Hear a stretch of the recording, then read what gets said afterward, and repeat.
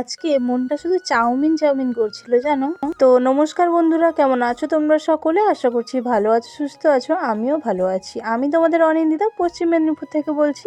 আকাশ জুড়ে কিরকম কালো মেঘ করেছে, আর তার সঙ্গে আমার ছেলের নাচ, তারও সঙ্গে চাউমিন খেতে ইচ্ছে করছিল। যাই হোক, যেই বলে সেই কাজ, চলে এলাম রান্নাঘরে রান্না করতে। আরই সঙ্গে রাত্রে রান্নাটাও করে নেবো। যাই হোক, অন্ধকার কেন আজকে বলি, দেখো আকাশ জুড়ে তো পুরো কালো মেঘ করেছে, তার সঙ্গে কারেন্টও নেই, তাই টর্চ জ্বালিয়ে কাজ করতে হচ্ছে। আজকের পুরো ভিডিওটা মনে হয় এই টর্চ লাইটেই কেটে যাবে। আচ্ছা তোমরাই বলো তো, দোকানের চাউমিন ভালো নাকি বাড়ির চাউমিন? তোমাদের সঙ্গে কথা বলতে বলতে আমার কিন্তু চাউমিনটা পুরোপুরি রেডি।